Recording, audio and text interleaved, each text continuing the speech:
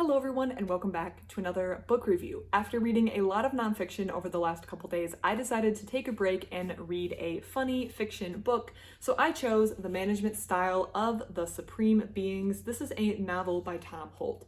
So this is what the cover looks like. We just have our man in the field. It looks like an inspirational corporate poster, and I'm going to discuss the plot of this book, what it is about, and then my thoughts and feelings on this book so you can decide if this is a book that is right for you to read. Let's talk about the content of this book.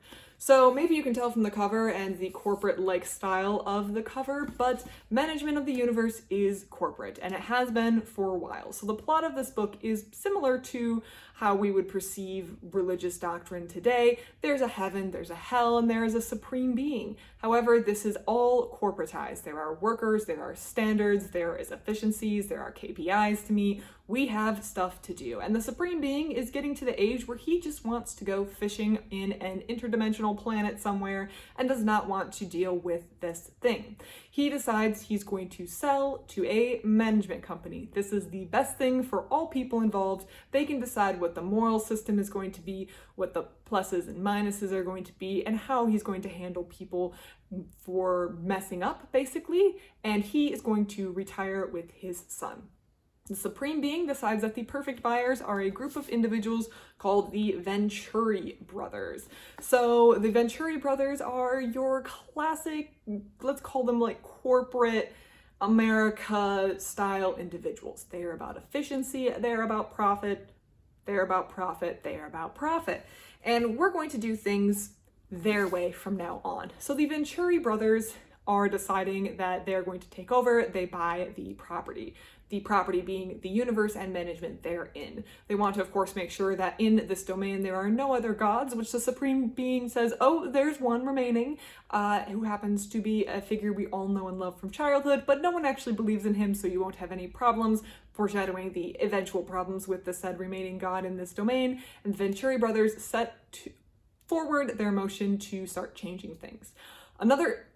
Some other side characters, I should say, and add at this point include an individual named Jersey, who is an Indiana Jones style adventurer who has been searching for the helpline to heaven. Heaven has a helpline, a call center, in order to answer and field calls from the universe. So you can call when something distressing happens, like a solar eclipse, and they will tell you what to do depending on what time of the earth you live in. For example, you live in the Middle Ages, maybe sacrifice a goat. You live in 2030, well, this is a scientific thing. And we have Jersey, who has been searching for that line to call the Heaven helpline for a while. We also have Lucy, who works in that helpline. We also have Bernie, who is an employee of Hell and who has been working there for quite a long time, trying to keep things running and moving along. And all of these people are going to be impacted by this change in management.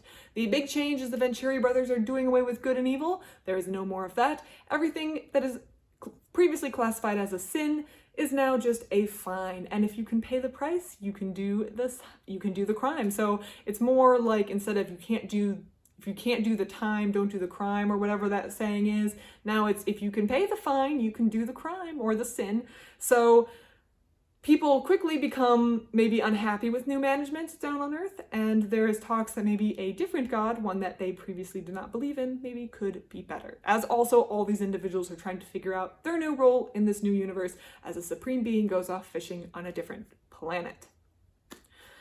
That is the plot, and I'm going to leave it there, and now I'm going to talk about my thoughts and feelings on this book, because I have some. And I want to make sure that if you are considering reading this book, you know if this is going to be a good fit for you. So first of all, this is my first book written under the name Tom Holt, but Tom Holt also writes under another name, KJ Parker, and I have read 2 books by KJ Parker. It's How to Defend a Walled City.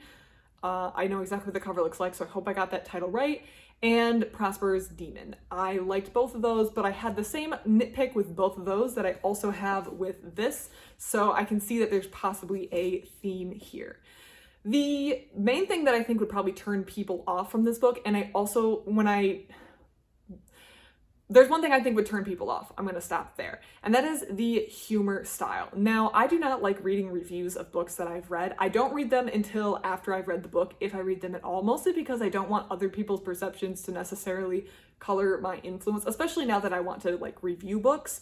But if I'm looking to see if other people had the same nitpick or problem that I did, then by all means, I will go and find the reviews and look through them.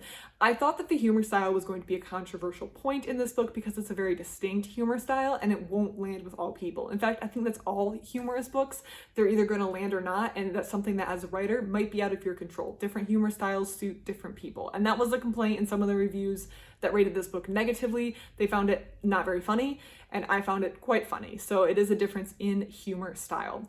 Now, I am not a professional book reviewer. I am just someone with a phone and an internet connection who's talking about books that she reads. So I don't necessarily have the right language to discuss the humor style in question. But when I think about it, it feels very similar to like Douglas Adams or especially Christopher Moore.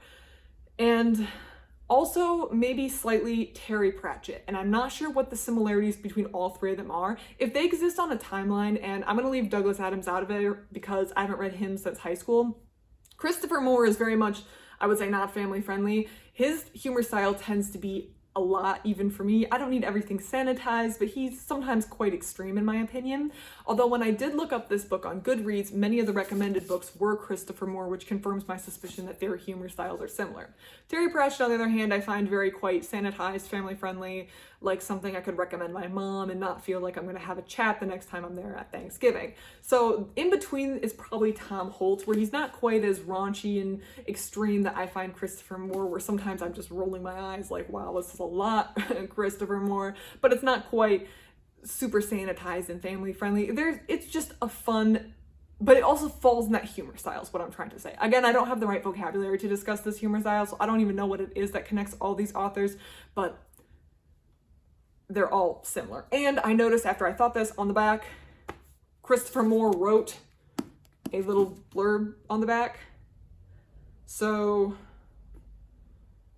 and I don't know if it was on the back or somewhere else I did see someone compare him to Douglas Adams, so I'm not the only one who has made that connection. So there is a humor style and you might not like it. The other thing that I found consistent through Tom Holt and KJ Parker is his writing of endings. So you will be 40 pages, well, and Prosper's Demon was quite short. In this case, this book is a little over 300 pages, and I was about 40 pages from the end, and I feel like we still had lots going on. We had different plot lines and unresolved problems and ongoing issues, and we didn't even know how things were going to end. And I feel like maybe in a more conventionally paced book, at this point, things are starting to maybe wrap up, or you can at least see and visualize how the next 40, or especially when you're 20 pages from the end, 20 pages are going to play out.